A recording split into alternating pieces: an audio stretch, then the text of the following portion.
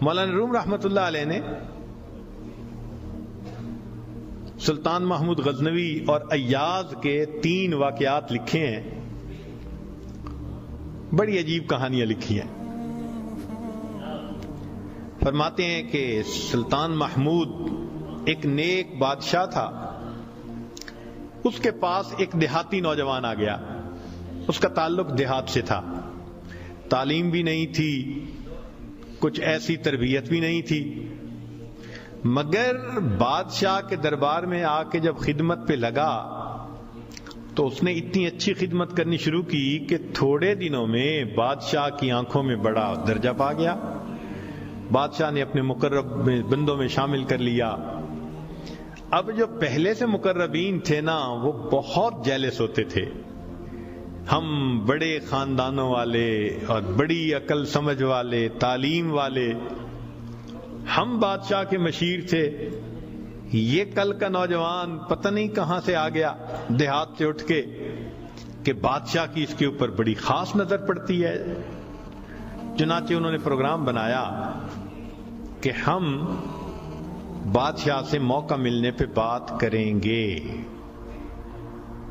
انہوں نے بات کی کہ بادشاہ سلامت، جو محبت کی نظر اس کی طرف اٹھتی ہے وہ ہمارے اوپر نہیں اٹھتی، حسب میں ہم اچھے، نسب میں ہم اچھے، مال میں ہم اچھے، عقل میں ہم اچھے، لیکن محبت کی نظر اس کو جو مل گئی وہ ہمیں نہیں مل رہی۔ تو بادشاہ نے کہا کہ اچھا، میں کسی موقع پہ اس کا جواب دوں گا۔ اب بادشاہ نے کیا کیا کہ ایک پھل منگوایا جو بہت کڑوا تھا، کاشیں بنوائیں اور کاشیں ان سب لوگوں میں تقسیم کر دیں جو اعتراض کرنے والے تھے، اور ایاز بھی وہیں بیٹھا تھا، تو جس جس کو وہ کاش ملی اس نے منہ میں ڈالا، تھو تھو۔ بادشاہ سلامت بڑا بہت کڑوا، توبہ توبہ بہت کڑوا، سب نے اپنے منہ سے وہ پھل نکال دیا اور کہا کہ بادشاہ سلامت یہ بہت کڑوا ہے۔ تو بادشاہ نے جب ایاز کو دیکھا تو وہ مزے سے کھا رہا تھا، تو بادشاہ نے اس سے پوچھا کہ ایاز یہ کاش میٹھی ہے جو اتنے مزے سے کھا رہے ہو؟ اس نے کہا بادشاہ سلامت ہے تو کڑوی، کھاتے کیوں جا رہے ہو؟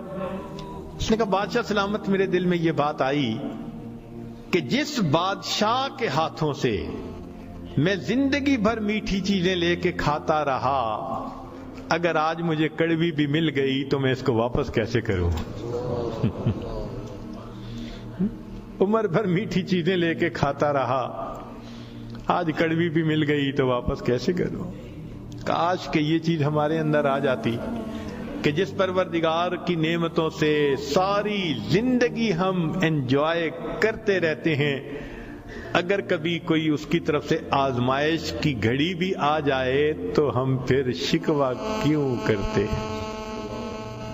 اب بادشاہ نے سوچا کہ بھائی یہ لوگ جو بہت اعتراض کرنے والے تھے نا، ان کے سامنے کوئی اور ایسا ہیلا کرنا چاہیے کہ ذرا ان کو بات سمجھ میں آ جائے۔ تو ایک دن بادشاہ آیا اور اس نے کہا کہ دیکھو بھائی، آج میں تم سب کی عقل کا امتحان لوں گا، تمہارا آئی کیو لیول دیکھوں گا کیا ہے، اور میں دیکھتا ہوں کہ کون اس میں پاس ہوتا ہے۔ اب جب بتا دیا تو سب بڑے محتاط ہو گئے۔ بادشاہ نے ایک موٹا سارا ہیرا دکھایا، دیکھو یہ کتنا قیمتی ہے، کتنا چمکدار ہے، اور ایک ہتھوڑا بھی ساتھ دیا، اور پہلے کو کہا کہ جی یہ ذرا ہیرا جو ہے توڑ کے دکھاؤ۔ اب وہ سمجھ رہا تھا کہ بادشاہ نے ہم سے امتحان لینا ہے ہماری سمجھداری کا، تو اس نے کہا بادشاہ سلامت یہ ہیرا تو بہت قیمتی ہے، اتنے کیرٹ کا اور بالکل بے عیب ہے، کوئی فلاں نہیں، فلاں لیس ہے، لہذا اس کو تو نہیں توڑنا چاہیے۔ بادشاہ مسکرایا، کہنے لگا ہاں بہت اچھا۔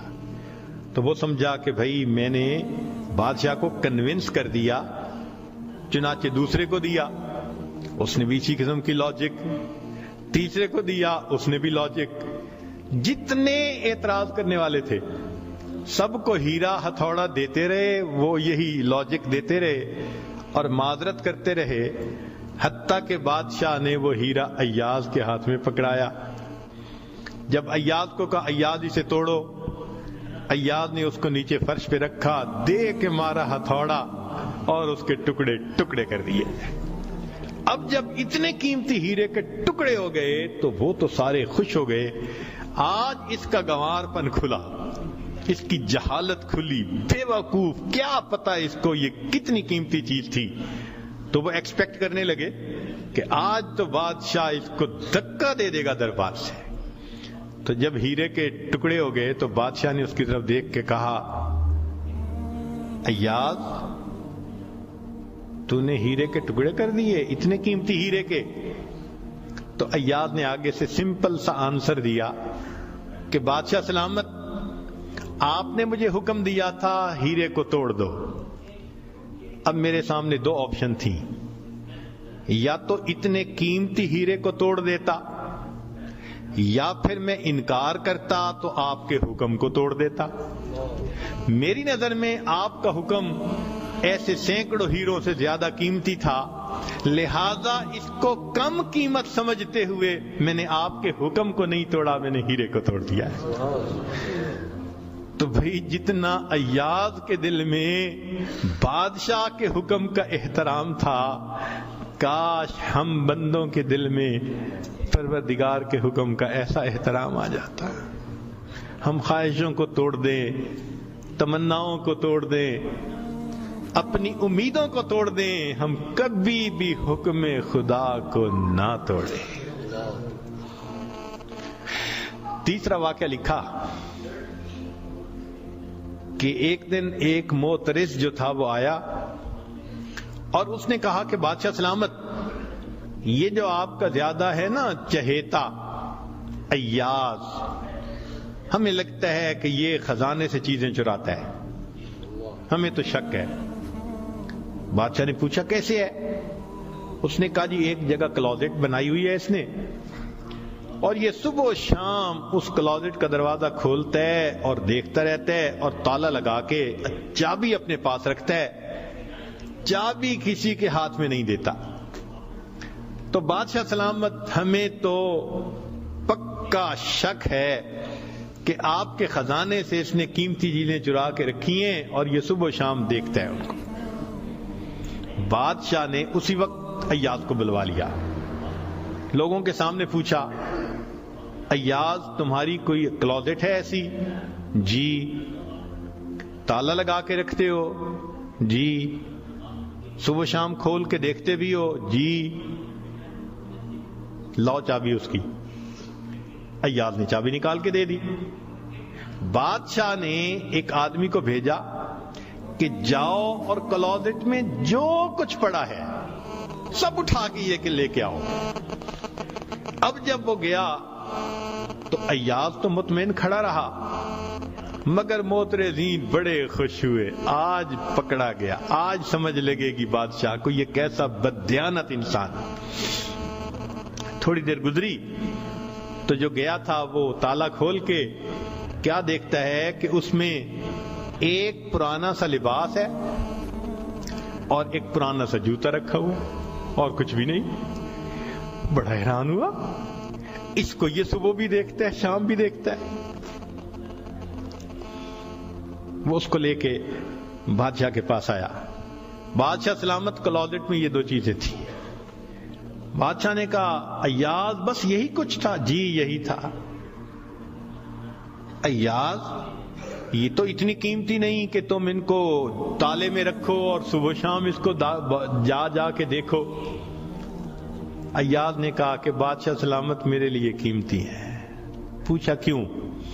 کہ بادشاہ سلامت، جب میں پہلی مرتبہ آپ کی خدمت میں حاضر ہوا تھا، میں دیہاتی سا لڑکا تھا، یہ تہبند باندھی تھی، یہ کرتا پہنا تھا، یہ جوتا پہنا ہوا تھا، میں نے اس کو اپنے لیے پریزرو کر کے رکھ لیا۔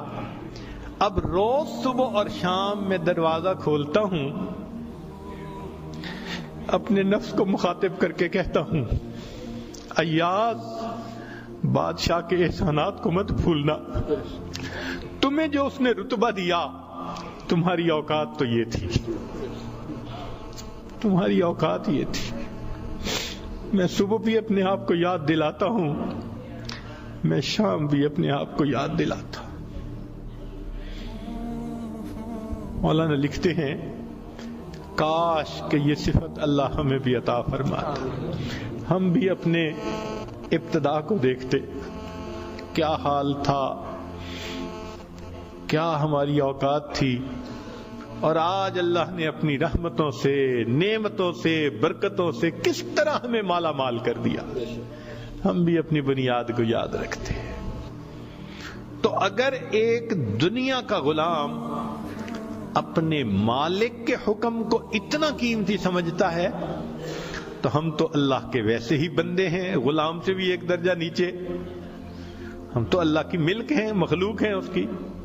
لہذا ہمیں چاہیے کہ اللہ رب العزت کے حکم کی عظمت کو سامنے رکھیں. ہمیشہ خیال رکھیں کہ حکم خدا کبھی بھی ٹوٹنے نہ پائے. لا الہ الا اللہ محمد رسول اللہ علیہ صلاة اللہ وآلہ والأحبہ. لا الہ الا اللہ محمد رسول اللہ علیہ صلاة اللہ وآلہ والأحبہ.